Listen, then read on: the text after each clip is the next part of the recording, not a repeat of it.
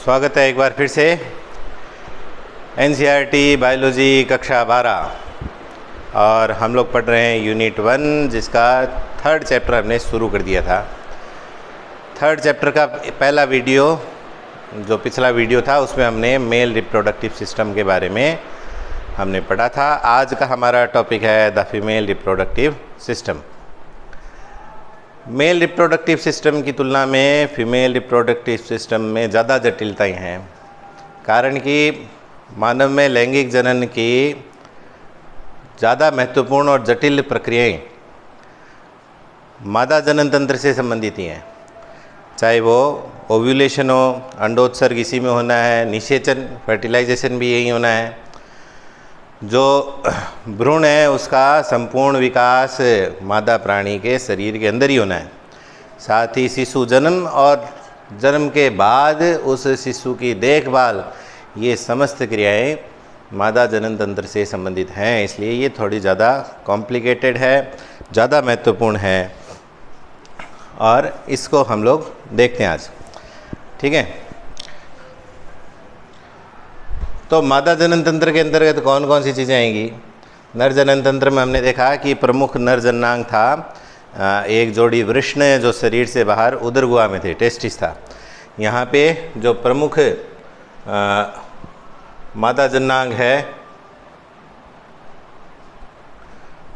वो है अंडाशय, और अंडाशय को अंग्रेजी में बोलते हैं ओवेरी। इसका भी एक युग्म है, एक जोड़ा है, और ये टेस्टिस के विपरीत, टेस्टिस एब्डोमिनल कैविटी के बाहर होते हैं और ये एब्डोमिनल कैविटी के अंदर ही रहते हैं। इसके अलावा सहायक जनन नलिकाएं जिनको हम कहेंगे एक्सेसरी डक्ट्स, इसके अंतर्गत फेलोपियन ट्यूब जिसको ओविडक्ट्स भी बोलते हैं, यूट्रस है, सर्विक्स है, वजाइना है, ये सब सहायक नलिकाओं के अंतर्गत आएंगे। ठीक है, ऐसे ही सहायक जनन ग्रंथियाँ होंगी, एक्सेसरी ग्लैंड्स। इसमें एक्सेसरी ग्लैंड्स कम है, केवल हम ये माने मादा जनन तंत्र से प्रत्यक्ष रूप से डायरेक्टली जो जुड़ी हुई है वो है बार्थोलिन ग्लैंड्स, और इसके अलावा हम लोग मेमरी ग्लैंड्स को भी इसके साथ में मान सकते हैं साथ में। ठीक है, जिनको हम स्तन ग्रंथियाँ कहते हैं, स्तन ग्रंथियों को भी साथ में ले सकते हैं। और चौथा और अंतिम भाग हो जाएगा बाह्य जननेंद्रिय, जिसको अंग्रेजी में हम लोग कहेंगे एक्सटर्नल जेनाइटेलिया, एक्सटर्नल जेनाइटेलिया। ठीक है, अब इन सब का बारी बारी विस्तार से हम लोग देखते हैं। ये एक मादा जनन तंत्र का एक चित्र है, मानव में फीमेल रिप्रोडक्टिव सिस्टम का एक डायग्राम। यहाँ पे हम देखें तो प्रमुख जो जननांग है वो है ओवेरी। इसका कलर रेड कर देते, ये ओवेरी। ठीक है, नामांकन करते हैं। प्रमुख मादा जननांग ओवेरी या अंडाशय, जो कि उदर गुहा में ही बना रहता है, उदर गुहा में ही बना रहता है। इसका साइज़ लगभग 4-5 सेंटीमीटर तक होता है। और ये यूट्रस, ये अपना जो पोर्शन है ये यूट्रस है। यूट्रस के दोनों तरफ एक एक ओवेरी पाई जाती है। ओवेरी यूट्रस से, और ये जो पूरा मादा जनन तंत्र जो है ये श्रोणी प्रदेश, पेल्विक रीजन में, शरीर के पेल्विक रीजन मतलब कमर के नीचे वाला हिस्सा जो है वहाँ पे ये शरीर के अंदर स्थित होता है। और इस पेल्विक रीजन में जो दीवार होगी उसको हम कहेंगे पेल्विक वाल। तो ये ओवेरी पेल्विक वाल और यूट्रस से स्नायु लिगामेंट्स की सहायता से जुड़ी रहती है। जैसे ये एक लिगामेंट दिखाया गया, ये कोई जॉइंट जैसी स्ट्रक्चर दिखाएगी, ये लिगामेंट है। ठीक है, इस ओवेरी की स्ट्रक्चर को थोड़ा सा विस्तार से देखते हैं और फिर हम वापस इस डायग्राम पर आएंगे। ये ओवेरी का डायग्राम है। एक ओवेरी जो है इसके बाहर विसरल पेरिटोनियम की एक लेयर पाई जाती है जो कि ट्यूनिका एल्बुजिनिया कहलाती है, ट्यूनिका एल्बुजिनिया कहलाती है। सेम वैसे ही जैसे हमने टेस्टिस में देखा था, टेस्टिस में बाहर दो परत थी, एक थी ट्यूनिका वेजाइनलिस और एक ट्यूनिका एल्बुजिनिया। यहाँ पे भी ट्यूनिका एल्बुजिनिया है जो कि वाइट कनेक्टिव टिश्यू से बनी होती है। इसके अंदर का समस्त जो भाग है उसको हम स्ट्रोमा कह सकते हैं, उसको हम कहेंगे स्ट्रोमा। संपूर्ण भाग को हम लोग कहेंगे स्ट्रोमा। स्ट्रोमा स्ट्रोमा को दो भागों में हम डिवाइड कर सकते हैं। जो परिधीय भाग है, पेरिफेरल रीजन है, बाहर बाहर वाला, और एक सेंटर वाला रीजन है। सेंटर वाले रीजन को हम कहेंगे मेडुला, और जो पेरिफेरल रीजन है किनारे किनारे वाला, यहाँ से लेकर यहाँ तक, जिनमें गोल गोल संरचनाएं दिखाई दे रही हैं, इसको हम कहेंगे कॉर्टेक्स। तो विसरल पेरिटोनियम से घिरा होता है, उसके अंदर के समस्त भाग को हम क्या नाम देंगे? स्ट्रोमा। स्ट्रोमा को दो भागों में डिवाइड करेंगे। पेरिफेरल रीजन को हम कॉर्टेक्स बोलेंगे और जो अंदर वाला जो भाग है उसको हम कहेंगे मेडुला। मेडुला में ब्लड वेसल्स अंदर आती, ब्लड सप्लाई देने के लिए, ब्लड को बाहर ले जाने के लिए ब्लड वेसल्स दिखाई देती हैं, ये मेडुला में आती हैं। ठीक है, तो कॉर्टेक्स और मेडुला। कॉर्टेक्स में फॉलिकल्स दिखाई देते हैं। फॉलिकल्स, शुरुआती जो फॉलिकल्स होते हैं वो छोटे छोटे हैं, पुट्टक बोलते हैं हिंदी में। छोटे छोटे पुट्टक या फॉलिकल्स, उनको हम कहेंगे प्राइमरी फॉलिकल्स, प्राथमिक पुट्टक। जब हम लोग आगे इसका और विस्तार से हम लोग जब अगले वीडियो में हम लोग इस पर डिस्कस करेंगे, तब एक बात सामने आएगी कि लड़कियों में या महिलाओं में जन्म के बाद प्राथमिक पुट्टकों की संख्या में वृद्धि नहीं होती है, प्राइमरी फॉलिकल्स की संख्या में वृद्धि नहीं होती है। जन्म के समय जितने फॉलिकल्स पाए जाते हैं ओवेरी में, उससे कम ही होते जाएंगे, उनकी संख्या में वृद्धि नहीं होती है। तो ये सब जितने भी प्राइमरी फॉलिकल्स बन रहे हैं, सब जन्म से पहले पहले बन जाते हैं। ये फॉलिकल्स धीरे धीरे ग्रोथ करते हैं, बढ़ते रहते हैं, तो प्राइमरी कन्वर्ट होता है सेकेंडरी फॉलिकल में, सेकेंडरी कन्वर्ट होता है टर्सरी फॉलिकल में। ये टर्सरी फॉलिकल दिखाया गया है।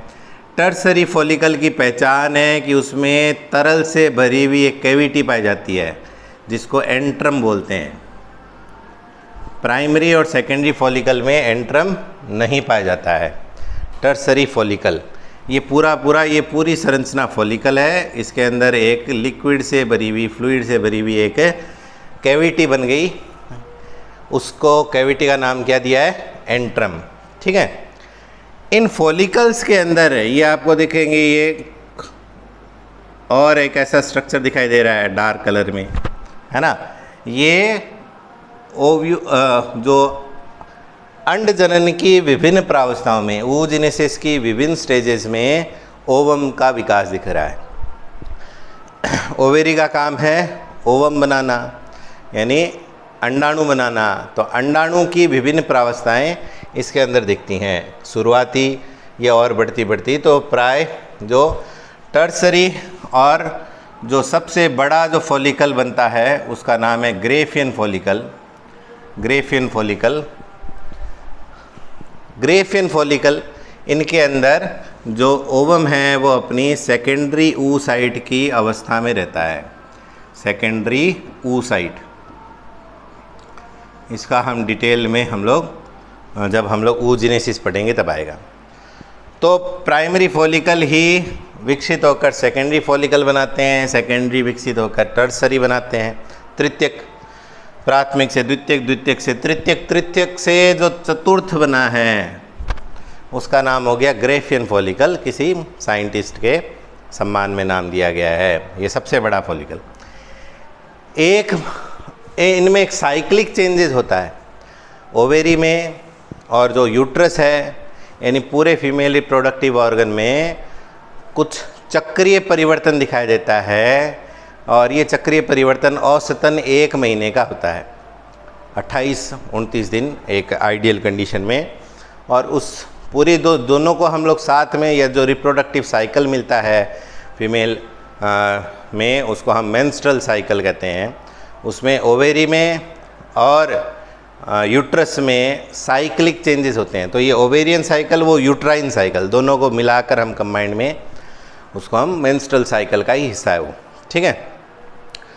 तो प्रत्येक महीने में कोई एक ग्रेफियन फॉलिकल बनता है ओवेरी में, वो भी अल्टरनेटली।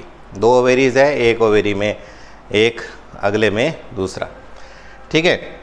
फिर उस साइक्लिक जो परिवर्तन है, जो लगभग आइडियली 28 दिन का होता है, उसके मिड में 14th डे ग्रेफियन फॉलिकल फूट जाता है और उसके अंदर जो सेकेंडरी oocyte है, जिसको यहाँ पे ओवम कहा है, वो रिलीज़ हो जाता है, वो इससे बाहर निकल जाता है।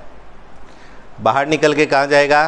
पिछले डायग्राम में हम लोग वापस जब जाएंगे तब देखेंगे ये बाहर निकल कर ओविडक्ट, जिसको फेलोपियन नलिका कहते हैं, फेलोपियन नलिका में चला जाएगा, ठीक है। और निषेचन यदि होगा तो उस फेलोपियन ट्यूब में होगा। ये जो ग्रेफियन फॉलिकल जो खाली हो गया, जिसमें से ये ओवम रिलीज़ हो गया, इस रिलीज़ होने की प्रोसेस को हम कहते हैं ओव्यूलेशन। ओव्यूलेशन, और ये मेंस्ट्रुअल साइकिल के ठीक बीच में, यानी 14th डे होता है आइडियली, ठीक है। अब जो ग्रेफियन फॉलिकल बच गया बिना ओवम वाला, उसमें पीले रंग का ल्यूटीन नाम का पदार्थ जम जाता है और अब उस ग्रेफियन फॉलिकल का नाम येलो बॉडी या कॉर्पस ल्यूटियम हो जाता है। कॉर्पस ल्यूटियम, येलो बॉडी या कॉर्पस ल्यूटियम, पीत पिंड हिंदी में, येलो बॉडी इंग्लिश में, और इंग्लिश में दूसरा नाम कॉर्पस ल्यूटियम। ये कॉर्पस ल्यूटियम ही है, ये दोनों यही है, ये आगे बन रहा है, कोई नई स्ट्रक्चर नहीं है। यही इससे ओवम रिलीज हुआ ओव्यूलेशन के द्वारा, इसी यही कन्वर्ट हुआ है, ऐसे यही और डेवलप होकर इस रूप में बदला है, ठीक है।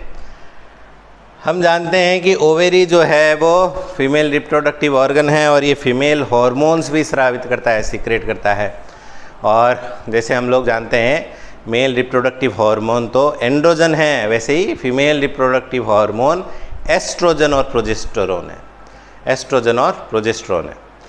एस्ट्रोजन का सिक्रेशन या स्रावण का कार्य फॉलिकल्स करते हैं। फॉलिकल सिक्रेट करते हैं एस्ट्रोजन, इनका काम है एस्ट्रोजन। जितना बड़ा फॉलिकल हो उतना ज़्यादा एस्ट्रोजन, तो ग्रेफियन फॉलिकल सबसे ज़्यादा एस्ट्रोजन सिक्रेट करता है। और दूसरा जो हार्मोन है जिसको प्रोजेस्टेरोन कहते हैं, वो कौन स्रावित करता है? Corpus luteum. Corpus luteum progesterone secrete करता है, ठीक है, ये कॉर्पस ल्यूटियम। अब ये जो अंडाणु त्यागा गया है ये फेलोपियन ट्यूब में जाता है। यदि वहाँ पे उस ओवम का फर्टिलाइजेशन हो गया, यदि उस ओवम का वहाँ पे फर्टिलाइजेशन हो गया, उसी समय कोई स्पर्म वहाँ पे पहुँच गया और वहाँ पे फर्टिलाइजेशन की प्रोसेस पूरी हो गई, तो ये कॉर्पस ल्यूटियम बना रहता है और ये ओवेरियन साइकिल रुक जाता है। यानी जो प्राइमरी सेकेंडरी में कन्वर्ट हो रहे थे, सेकेंडरी टर्सरी में, टर्सरी ग्रेफियन फॉलिकल में, ग्रेफियन फॉलिकल से ओवम रिलीज़ हो रहा था, ये सब प्रक्रिया एक बार रुक जाती है और ये कॉर्पस ल्यूटियम बना रहता है। कॉर्पस ल्यूटियम बना रहता है तो प्रोजेस्टेरोन हार्मोन की मात्रा ब्लड में बढ़ी हुई रहेगी और ये कॉर्पस ल्यूटियम से जो प्रोजेस्टेरोन हार्मोन रिलीज़ हुआ है वो हमारे वो इस यूट्रस को फीटस के या जो भ्रूण है एम्ब्रियो के डेवलपमेंट के लिए अपने आप को तैयार रखता है, ठीक है। ये हम लोग और डिटेल में जब हम लोग मेंस्ट्रुअल साइकिल पढ़ेंगे, संभवतः हम लोग 2 वीडियो बाद में उस काम करेंगे। अगला वीडियो में स्पर्मेटोजेनेसिस का, उसका अगला वीडियो oogenesis, और oogenesis के बाद वाला वीडियो मेंस्ट्रुअल साइकिल का हम लोग बनाएंगे। उसमें इन बातों को फिर से हम लोग रिपीट करेंगे, थोड़ा बहुत oogenesis वाले में भी हम लोग इस पर डिस्कशन करेंगे। तब देखेंगे कि कॉर्पस ल्यूटियम के कारण इसको प्रेगनेंसी रिटेनिंग हार्मोन भी बोलते हैं, किसको? प्रोजेस्टेरोन को। प्रोजेस्टेरोन को प्रेगनेंसी रिटेनिंग हार्मोन भी बोलते हैं।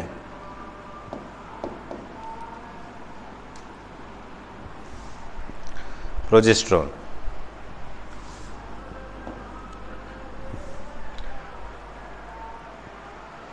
ठीक है, ये प्रेगनेंसी को बनाए रखने वाला हार्मोन है। ये कब बना रहेगा? जब इसका फर्टिलाइजेशन हो गया।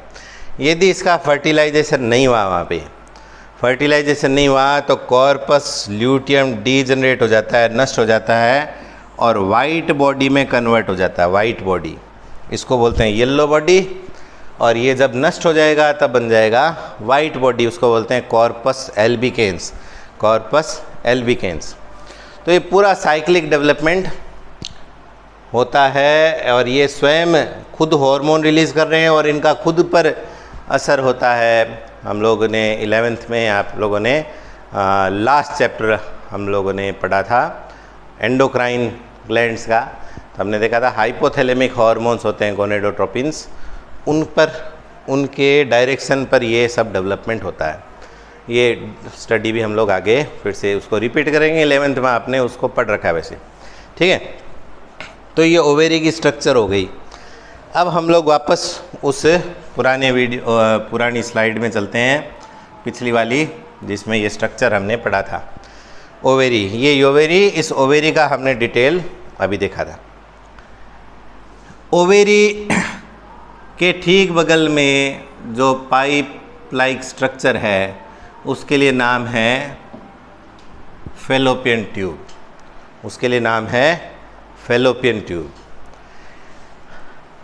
अन्य जंतुओं में, अन्य जानवरों में इसको ओविडक्ट बोलते हैं, ओविडक्ट। और मनुष्य की महिलाओं में, यानी फीमेल्स में, महिलाओं में इनका नाम हो गया फैलोपियन ट्यूब। इस फैलोपियन ट्यूब को हम लोग 3 पार्ट्स में डिवाइड कर सकते हैं, 3 पार्ट्स में। इसका शुरुआती भाग जो है वो कीप जैसा होता है, कीप जैसा होता है, मतलब आगे वाला भाग चौड़ा और पीछे से संकड़ा, है ना। इस कीप नुमा भाग के लिए नाम आएगा, हिंदी में किप्पकी बोल देते हैं इसको, ये वाला शुरुआती, और इंग्लिश में बोलते हैं इनफंडिबुलम। इनफंडिबुलम यहाँ तक ले सकते हैं इसको, इनफंडिबुलम, ठीक है, इनफंडिबुलम बोलते हैं इसको, ये इनफंडिबुलम। इनफंडिबुलम का शुरुआती भाग में अंगुली नुमा ऐसे उभार पाए जाते हैं, अंगुली नुमा उभार। इनके लिए नाम आता है फिम्बरी, इनके लिए बोलते हैं फिम्बरी, फिम्बरी बोलते हैं इसको, ठीक है।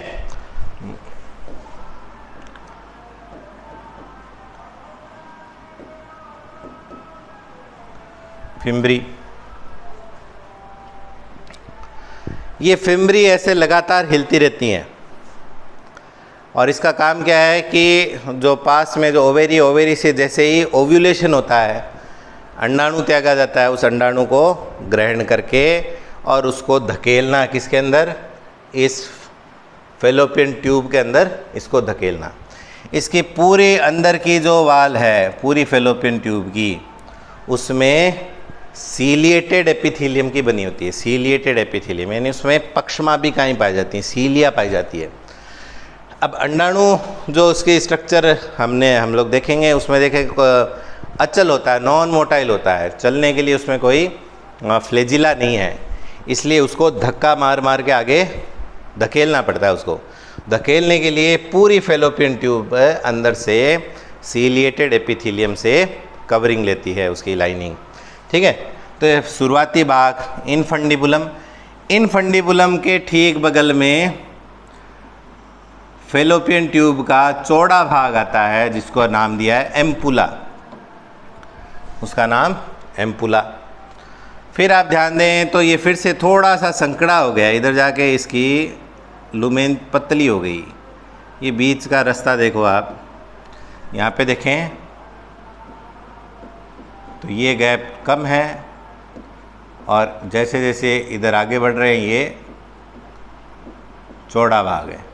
तो ये जो चौड़ा भाग है इसके लिए नाम एम्पुला, और जो संकड़ा भाग है लास्ट वाला जो कि यूट्रस से जुड़ा रहता है उसके लिए नाम है इस्थमस, उसके लिए नाम है इस्थमस। ठीक है, इस्थमस।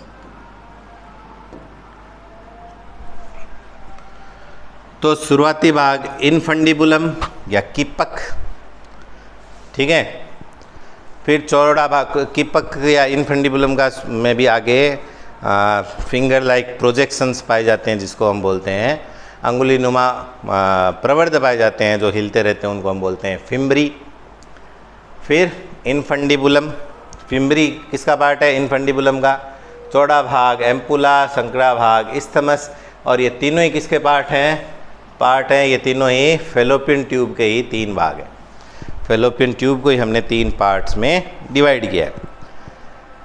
फर्टिलाइजेशन जो है वो फेलोपियन ट्यूब में ही होता है। अब फेलोपियन ट्यूब में कहाँ होगा? इसके 3 पार्ट हो गए, इनफंडिबुलम भी हो गया, एम्पुला भी हो गया, इस्थमस भी हो गया। तो फेलोपियन ट्यूब में भी कहाँ होगा? फेलोपियन ट्यूब में एम्पुला इस्थमस के जंक्शन पर होगा।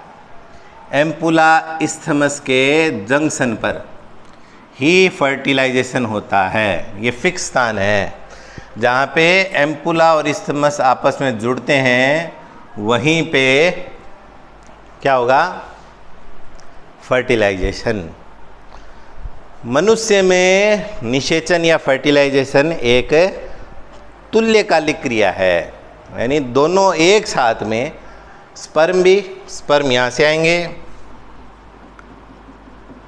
और ओवम भी, दोनों एक साथ एक ही टाइम पर, ये जब एम्पुला इस्थमस के जंक्शन पर पहुँचते हैं तभी फर्टिलाइजेशन हो सकता है, ऐसे फर्टिलाइजेशन नहीं हो पाएगा। ठीक है, तो ये फेलोपियन ट्यूब। अब उल्टे नासपति के आकार की संरचना यूट्रस, यहाँ तक लेंगे, नीचे थोड़ा एक्स्ट्रा हो गया, एक बार फिर से सब कर देंगे।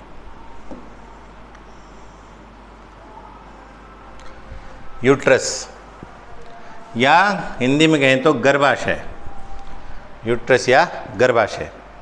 ठीक है, यूट्रस या गर्भाशय कहेंगे इसको। यूट्रस उल्टे नासपति का आकार का, इन्वर्टेड पियर शेप्ड कहेंगे होता है ये, यानी वो नासपति भी हम लोग देखते हैं त्रिभुजाकार होती है, तो ये उल्टा त्रिभुज जैसा भी मान सकते हैं, ऊपर से चौड़ा, आगे संकरा। ठीक है, इसकी दीवार जो होती है काफ़ी मोटी होती है, मांसल होती है। इसकी दीवार के 3 लेयर्स बना सकते हैं हम लोग।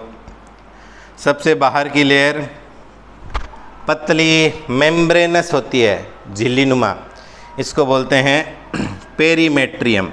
सबके साथ में मेट्रियम शब्द आएगा, पेरीमेट्रियम।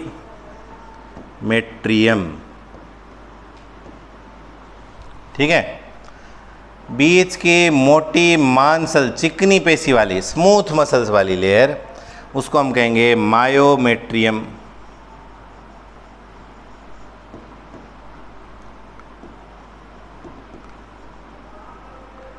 मायोमेट्रियम, इसमें चिकनी पेशी होती है, स्मूथ मसल्स, जो कि इनवॉलंटरी होती हैं, यानी अनैच्छिक होती है, जिन पर हमारी इच्छा नहीं चलती है, देखने में जो स्मूथ दिखाई देती है, इसलिए स्मूथ मसल्स। उनमें धारियाँ जैसी नहीं दिखाई देती है। 2 टाइप की मसल्स 11th में आपने पढ़ा होगा। 11th में हमने ह्यूमन फिजियोलॉजी वाला जो लास्ट यूनिट था उसमें आप लोगों ने पढ़ा होगा, जिसमें लोकोमोशन का चैप्टर था, है ना। तो उसमें बेसिकली 3 टाइप की मसल्स होती है बॉडी में। एक को हम बोलते हैं स्ट्रेटेड या रेखित पेशी, धारीदार पेशी, दूसरा चिकनी या स्मूथ मसल्स, और तीसरा हृदय या कार्डियक मसल्स। ठीक है, तो ये स्मूथ मसल्स की लेयर होती है। सबसे अंदर वाली परत जो है उसमें बहुत सारी ग्रंथियां पाई जाती हैं, उसको हम कहेंगे एंडोमेट्रियम। Endometrium, endometrium. 3 परत की दीवार को हमने डिवाइड किया यूट्रस को। सबसे अंदर एंडोमेट्रियम, एंडोमेट्रियम की परत में साइक्लिक परिवर्तन होते हैं। ओवेरी में जैसे हो रहा था, ओवेरी में हम लोग देख रहे थे प्राइमरी फॉलिकल, सेकेंडरी में, सेकेंडरी टर्सरी में ऐसे वो बदल रहे थे। ग्रेफिन फॉलिकल्स जब रप्चर्ड हो जाता है, यानी जब वो टूट जाता है, तब कॉर्पस ल्यूटियम बनता है। ऐसे चक्रीय परिवर्तन होता है ना। तो वैसे ही इसमें भी चक्रीय परिवर्तन होता है। जब एंडोमेट्रियम की लेयर काफ़ी मोटी हो जाती है तो कॉर्पस ल्यूटियम यदि बना रहता है तो एंडोमेट्रियम अपनी यथास्थिति में बनी रहती है।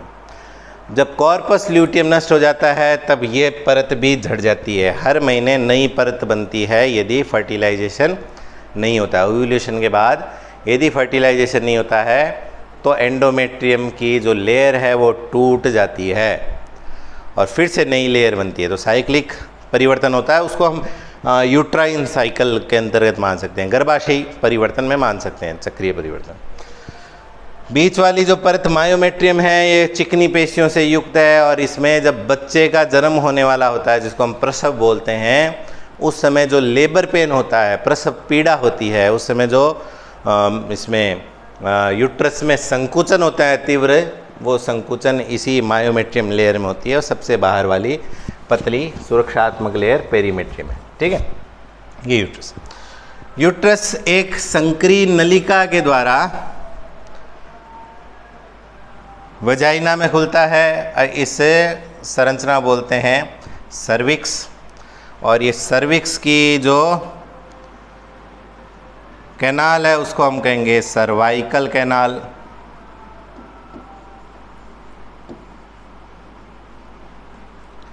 हिंदी में सर्विक्स को ग्रीवा बोलते हैं, सर्वाइकल कैनाल को ग्रीवा नाल कहते हैं। और फिर वजाइना जो कि इसका कोपुलेटरी ऑर्गन है, यानी हमें कह सकते हैं कि ये इसका मैथुनांग है। ठीक है, मेल द्वारा अब अपने एक्सटर्नल जेनिटेलिया पिनिस के माध्यम से इस वजाइना में ही स्पर्म को छोड़ता है। हिंदी में इसको बोलते हैं योनि, स्पर्म के माध्यम से छोड़ता है। और बाहर वाला जो पोर्शन है ये एक्सटर्नल जेनिटेलिया के अंतर्गत आएगा, अलग से हम लोग इसको देखेंगे। ठीक है, ये पूरा हमने देखा है। अब हम लोग चलते हैं आगे। ये एनसीईआरटी का चित्र ले लिया अब। ठीक है, इसमें ऑलरेडी लेवल्ड है तो फिर से वो देखें। ये ओवेरी, ठीक है, ये लिगामेंट्स है जिसकी सहायता से ये ओवेरी अटैच्ड है। फिर ये पूरा फेलोपियन ट्यूब, शुरुआती भाग इनफंडिबुलम, इनफंडिबुलम का एकदम शुरू में जो फिंगर लाइक प्रोजेक्शन है उसको हमने बोला फिम्बरी। इनफंडिबुलम से जुड़ा हुआ फेलोपियन ट्यूब का चौड़ा भाग एम्पुला। फिर लास्ट वाला जो यूट्रस से जुड़ा हुआ भाग है उसको बोला इस्थमस।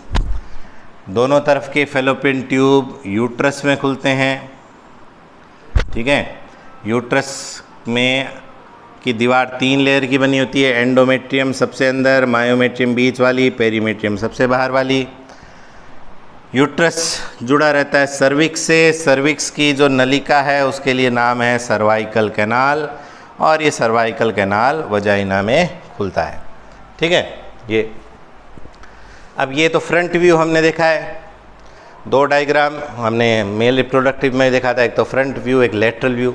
इसका भी हम लोग लेटरल व्यू और देखते हैं। ये लेटरल व्यू, दोनों डायग्राम अपने को याद रखना है, इनके जो नामांकन है वो भी याद रखना है। नीट के पेपर में डायग्राम्स जो अपने बुक में वही डायग्राम उसमें वैसे के वैसे आते हैं, और लेबलिंग के लिए पूछते हैं 1-2 प्रश्न में। ABC ऐसे नाम दे दिया और फिर कहते हैं इसका क्या क्या अर्थ है। ठीक है, तो देखें ये इसका वर्टिबल कॉलम का भाग दिख रहा है, रीढ़ की हड्डी का, है ना। ये एलिमेंट्री कैनाल का पोर्शन दिख रहा है, रेक्टम, मलाशय जिसको बोलते हैं। ये रेक्टम की बाहर वाली ओपनिंग एनस। ठीक है, तो ये तो एलिमेंट्री कैनाल का पोर्शन हो गया। इधर वाला जो पोर्शन है वो अपने जननांग से संबंधित हो गया। ये यूट्रस, बड़ी वाली संरचना यूट्रस। ठीक है, ये यूट्रस जुड़ा है सर्विक्स से, तो ये सर्विक्स, ये वजाइना, ये योनि, ये बाहर वाली ओपनिंग। तो अब रह गया अपने एक्सटर्नल जेनाइटेलिया रह गया, एक्सटर्नल जेनाइटेलिया, है ना। ये जो वजाइना और वजाइना के ठीक बगल में ये वजाइनल ओपनिंग हो गया, और इसके ठीक बगल में यूरिनरी ब्लैडर यानी मूत्राशय की ओपनिंग होती है। मेल में ये यूरिथ्रा, पुरुषों में मूत्र और जनन के लिए कॉमन पैसेज है, ठीक है। यूरिथ्रा के द्वारा ही यूरिन बाहर छोड़ा जाता है और उसी के द्वारा सेक्सुअल इंटरकोर्स के दौरान सीमन त्यागा जाता है। जबकि महिलाओं में दो अलग अलग छिद्र है, जनन के लिए अलग छिद्र है और मूत्र त्यागने के लिए अलग अलग छिद्र है। दोनों छिद्र जिस दरारनुमा संरचना में खुलते हैं उसके लिए नाम है वेस्टिब्यूल। ये हम लोग एक्सटर्नल जेनाइटेलिया पर बात कर रहे हैं। वेस्टिब्यूल, वेस्टिब्यूल को घेरे हुए रखती हैं त्वचा के दो मांसल वलन फोल्ड्स, ठीक है, फ्लेशी फोल्ड्स पाए जाते हैं किसके, स्किन के, चमड़ी की बनी हुई मांसल वलन पाए जाते हैं दो जोड़ी। अंदर जो जस्ट इस वेस्टिब्यूल को घेरते हैं उसको बोलते हैं लेबिया माइनोरा। लेबिया माइनोरा, यहाँ पे त्वचा का वलन होता है, थोड़ा पतला वलन है, उसको लेबिया माइनोरा, माइनर शब्द है छोटा। और उसके बाहर एक और जोड़ा मोटा त्वचा का वलन पाया जाता है जिसको इस स्ट्रक्चर से दिखाया गया है, ये अलग से कलर से दिखाया गया है, ये इसका नाम है लेबियम मेजोरा। तो लेबियम माइनोरा, लेबियम मेजोरा। तो वेजाइनल और उसके ठीक ऊपर जो यूरिथ्रल ओपनिंग है वो जिस स्थान में खुलती है उसको बोलते हैं वेस्टिब्यूल, हिंदी में प्रघान। वेस्टिब्यूल के ऊपर स्किन के फोल्ड्स है दो जोड़ी, पहली जोड़ी पतली है, छोटी वलन है, फोल्ड है, उसको बोला लेबिया माइनोरा। उसके बाहर लेबिया मेजोरा। लेबिया माइनोरा, दोनों लेबिया माइनोरा जहाँ मिलती हैं ऊपर की तरफ, वहाँ पे एक फिंगर लाइक स्ट्रक्चर पाई जाती है, अंगुलीनुमा संरचना पाई जाती है जिसको क्लिटोरिस बोलते हैं। क्लिटोरिस बोलते हैं, अंगुलीनुमा संरचना पाई जाती है जिसको क्लिटोरिस बोलते हैं। और इसको मेल रिप्रोडक्टिव ऑर्गन के पेनिस के समतुल्य माना जाता है, उसके समजात अंग माना जाता है, समतुल्य माना जाता है, ठीक है। और ये एक अवशेषी अंग माना जाता है, रेसिडुअल ऑर्गन, जो कि अब कार्यशील नहीं है, ठीक है। अंगुलीनुमा संरचना क्लिटोरिस। बाहर जो पेल्विक रीजन है, पेल्विक रीजन पर, ये पेल्विक रीजन पर स्थित है, तो एक शब्द हो रहा है देखो इधर, प्यूबिक सिम्फाइसिस। तो यहाँ पे पेल्विक गर्डल है, पेल्विक गर्डल की जो जॉइंट है उसके लिए नाम आता है प्यूबिक सिम्फाइसिस। तो ये प्यूबिक सिम्फाइसिस दिखाया गया है। प्यूबिक सिम्फाइसिस के ठीक बाहर मांसल आवरण पाया जाता है त्वचा का, जिसमें फैट्स पाए जाते हैं, और यहाँ पे पेल्विक हेयर पाया जाता है, उसके लिए वो नाम आता है मॉन्स प्यूबिस, उसके लिए नाम आता है मॉन्स प्यूबिस। तो अपने एक्सटर्नल जेनाइटेलिया में चलते हैं, तो सबसे बाहर मॉन्स प्यूबिस जो कि वसागा गद्दीनुमा संरचना है जिस पर पेल्विक हेयर पाए जाते हैं। उसके नीचे चलें तो हम लोग लेबिया या लेबियम एक वचन में और दोनों को साथ में लें तो लेबिया मेजोरा। लेबिया मेजोरा के अंदर की तरफ लेबिया माइनोरा, ठीक है। लेबिया माइनोरा दोनों तरफ जुड़कर बनाती है क्लिटोरिस या क्लाइटोरिस, ठीक है। फिर लेबिया माइनोरा जिस दरारनुमा संरचना में खुलती है उसको बोलते हैं वेस्टिब्यूल। ये सभी संरचनाएं mons pubis, labia majora, labia minora, clitoris, vestibule, ये सब फीमेल रिप्रोडक्टिव ऑर्गन के एक्सटर्नल जेनाइटेलिया है, बाह्य जननेंद्रिय हैं, एक्सटर्नल जेनाइटेलिया। अब यहाँ पे एक चीज़ और कि जो वेजाइनल ओपनिंग है, वेजाइनल ओपनिंग उसमें दोनों तरफ एक जोड़ी बहुत छोटी छोटी ग्रंथियाँ पाई जाती हैं जिनको बोलते हैं बार्थोलिन ग्लैंड्स। बार्थोलिन ग्लैंड्स मैथुन क्रिया या जिसको सेक्सुअल इंटरकोर्स कहते हैं उस समय इस वेजाइना की को स्मूथ चिकना बनाने के लिए चिकना द्रव स्रावित करता है जो कि फ्रिक्शन से बचाने का काम करता है। इसकी तुलना हम लोग बल्बोयूरिथल ग्लैंड से कर सकते हैं मेल रिप्रोडक्टिव ऑर्गन में। ठीक है, एक दोनों का कॉमन फंक्शन। दूसरा, एक बार ये सब मैं हटा रहा हूँ। ये जो ओपनिंग है प्राय इसके ऊपर एक झिल्ली नुमा संरचना पाई जाती है शुरुआत में। इस झिल्ली नुमा संरचना के लिए नाम होता है हाइमेन। कि वजाइनल ओपनिंग जो है उस पर एक पतली झिल्ली पाई जाती है, पतली मेम्ब्रेन पाई जाती है जिसको बोलते हैं हाइमन। और ये हाइमन जो है प्राय प्रथम बार जब कोई महिला यौन संपर्क स्थापित करती है, सेक्सुअल इंटरकोर्स करती है, तब प्राय ये उस समय टूटती है, ऐसा माना जाता है। लेकिन कोई ज़रूरी नहीं ऐसा ही हो।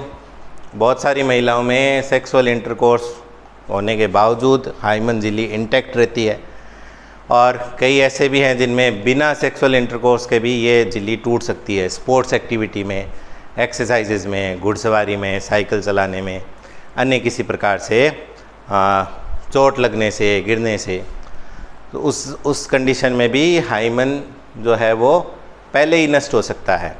इसका मतलब हाइमन मेम्ब्रेन, हाइमन की प्रेजेंस या एब्सेंस, हाइमन की उपस्थिति या अनुपस्थिति किसी भी महिला के वर्जिनिटी का ये कोई पैरामीटर नहीं मान सकते हैं कि वो महिला वर्जिन है या वर्जिन नहीं है। उसकी वर्जिनिटी का इसके द्वारा हम लोग अनुमान लगाना सही नहीं है।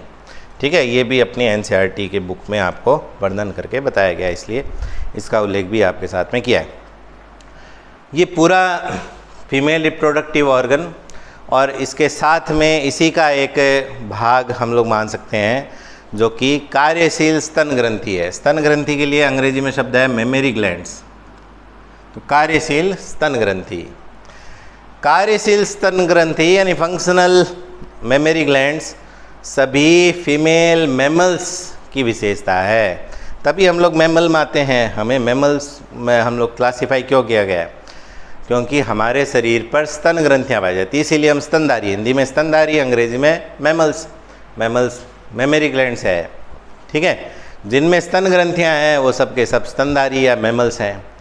और स्तनधारियों में भी जो फीमेल जो ऑर्गेनिज्म होता है उसमें फंक्शनल मेमरी ग्लैंड्स होती है। फंक्शनल, इसका फंक्शन क्या है? मेमरी ग्लैंड का फंक्शन है मिल्क सिक्रेट करना, यानी दुग्ध स्रावण करना। ठीक है, और ताकि जो शिशु जिसका जन्म होगा वो उसको पोषण मिल सके, उसको पोषण मिल सके, इसलिए कार्यशील स्तन ग्रंथियाँ इसकी विशेषता है। तो इसके एक स्तन ग्रंथि का एक एलएस दिखाया गया है, सेक्शन दिखाया गया है। तो ये हमारी छाती में पाई जाती है, इसलिए ये रिब्स के पार्ट दिखाए गए हैं। वक्ष, जो हमारी पसलियाँ होती है वो है ना, पसलियों के बीच में जो मसल्स होती हैं जिनको इंटरकोस्टल मसल्स कहते हैं वो है ना, ये सब इसमें दिखाया गया है। इस जो मेमरी ग्लैंड जो होती है स्तन ग्रंथि, उस स्तन ग्रंथि में कम अधिक मात्रा में, यानी कोई वेरिएबल अमाउंट ऑफ फैट्स पाया जाता है, किसी में ज़्यादा मात्रा में, किसी में कम मात्रा में। और 15-20 मेमरी लोब पाए जाते हैं, 15 से 20 तक मेमरी लोब। ये लोब दिखाया गया है, 15 से 20 तक ऐसे मेमरी लोब्स होते हैं। ठीक है, प्रत्येक मेमरी लोब में कोशिकाओं का गुच्छा पाया जाता है, क्लस्टर ऑफ सेल्स पाया जाता है, जिनको एल्वियोलाई बोलते हैं। एल्वियोलाई, एल्वियोलाई का एक वचन एल्वियोलस, एल्वियोलाई। ठीक है, कोशिकाओं का क्लस्टर पाया जाता है जिसको एल्वियोलाई कहते हैं। और वो एल्वियोलाई की कोशिकाएं जो है वो मिल्क बनाती है, वो दुग्ध का निर्माण करती है। दुग्ध का निर्माण इस मेमरी लोब के अंदर जो क्लस्टर ऑफ सेल्स है जिनको हम एल्वियोलाई बोलते हैं, वो एल्वियोलाई क्या बनाते हैं? दुग्ध का निर्माण करती हैं। वो दुग्ध संग्रहित होता है इसकी इन एल्वियोलाई की कैविटी में, अवकाशिकाओं में, ठीक है। फिर वो छोटी छोटी नलिकाओं की सहायता से वो कलेक्ट होती हैं और बड़ी नलिका में खुलती हैं। उस बड़ी नलिका को बोल दिया मेमोरी डक्ट। प्रत्येक लोब से एक मेमोरी डक्ट आती है, ठीक है। पहले एल्वियोलाई की खुद की अलग अलग डक्ट्स है, नलिकाएं हैं, वो आपस में जुड़कर बड़ी मेमोरी डक्ट बनाती है, ठीक है। कई सारी मेमोरी डक्ट्स, कुछ लोब्स की, एक लोब की एक मेमोरी डक्ट, 4-5 मेमोरी डक्ट मिलकर फूली हुई संरचना बनाती है। अंतिम सिरा इनका फूला हुआ होता है जिसका नाम दे दिया एम्पुला। शरीर में एम्पुला बहुत जगह नाम आएगा। एम्पुला अब तक इस चैप्टर में हमने 3 जगह पढ़ लिया है। आपको याद होगा जो वास डिफरेंस का अंतिम पार्ट था उसको भी एम्पुला बोला था। अभी हमने फेलोपियन ट्यूब का जो सेकंड पार्ट था इनफंडिबुलम से जुड़ा हुआ और आगे इस्थमस से जुड़ा हुआ, इस्थमस और इनफंडिबुलम के बीच वाला, उसके लिए भी एम्पुला नाम दिया था। यहाँ पे भी एम्पुला आ गया, ठीक है। तो ये एम्पुला फूला हुआ पोर्शन है किसका? इस मेमोरी डक्ट का ही है। मेमोरी डक्ट 2-3 जुड़कर क्या बनाती हैं? एक फूली हुई संरचना बनाती है जिसको एम्पुला बोलते हैं। 2-3 एम्पुला मिलकर एक कॉमन डक्ट बनाती है जिसके लिए नाम दिया है लैक्टिफेरस डक्ट। तो कितना डिवीज़न हुआ है? बाहर से चलें तो बाहर लैक्टिफेरस डक्ट, लैक्टिफेरस डक्ट में 2-3 एम्पुला खुलती है। प्रत्येक एम्पुला में 2-3 मेमोरी डक्ट खुलती है। प्रत्येक मेमोरी डक्ट में कई सारी एल्वियोलाई की डक्ट्स खुलती है ना, जो कि उन एल्वियोलाई से जुड़े रहते हैं, जो कि मिल्क सिक्रेट करते हैं। तो एक प्रकार से ये विभाजन हो रहा है। लैक्टिफेरस डक्ट जुड़ी हुई एम्पुला से, एम्पुला मेमोरी डक्ट से, मेमोरी डक्ट एल्वियोलाई की डक्ट से जुड़ी रहती है, ठीक है। ज़्यादा संख्या एल्वियोलाई डक्ट की, उससे कम मेमोरी डक्ट की, मेमोरी डक्ट से कम एम्पुला, एम्पुला से कम लैक्टिफेरस डक्ट। 3-4 लैक्टिफेरस डक्ट जो है वो इस मेमोरी ग्लैंड के बाहर जो निप्पल पाया जाता है उस निप्पल में खुलती हैं। निप्पल के चारों ओर त्वचा थोड़ी गहरे रंग की होती है जिसको एरियोला कहते हैं, ठीक है। तो ये एक मेमोरी ग्लैंड की स्ट्रक्चर है। तो हमने फीमेल रिप्रोडक्टिव ऑर्गन के बारे में डिटेल स्टडी करने की कोशिश की है। क्लासरूम स्टडी और इसमें फ़र्क होता है थोड़ा सा। इसको हम लोग, ये एक प्रकार से एक 1 वे ट्रैफिक चल रहा है, ठीक है। आप लोग इसको बार बार इस वीडियो को देखेंगे, साथ में बुक से इसका आप अध्ययन करेंगे, तब आपको थोड़ा और ज़्यादा क्लियर होगा। अध्ययन करते रहें जब तक विद्यालय नहीं खुलें। जब विद्यालय खुलेंगे तो आपको मुझसे बेहतर टीचर आपको पढ़ाएंगे। तब तक आप मेरे जैसे ऑनलाइन टीचर से आप जितना भी आपको फ़ायदा हो सकता है वो कीजिए। उम्मीद है आपको मेरे द्वारा बनाए गए वीडियोस पसंद आ रहे होंगे। अधिक से अधिक शेयर करें। कुछ समस्या हो तो उस कमेंट में आप वहाँ पे आप लिख सकते हैं। प्रयास करेंगे आपकी समस्याओं को समाधान करें।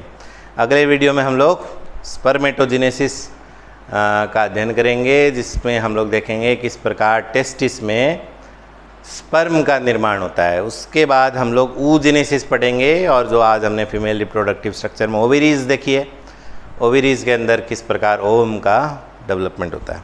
धन्यवाद। बहुत बहुत अध्ययन करते रहें। मास्क अवश्य पहने। नीट आपको यदि क्लियर करना है तो NCERT की बुक लाइन टू लाइन पढ़नी होगी, इसको छोड़ना नहीं है। इंग्लिश एडिशन अवश्य पढ़ें, हिंदी एडिशन में मिस प्रिंटिंग है, ठीक है। धन्यवाद।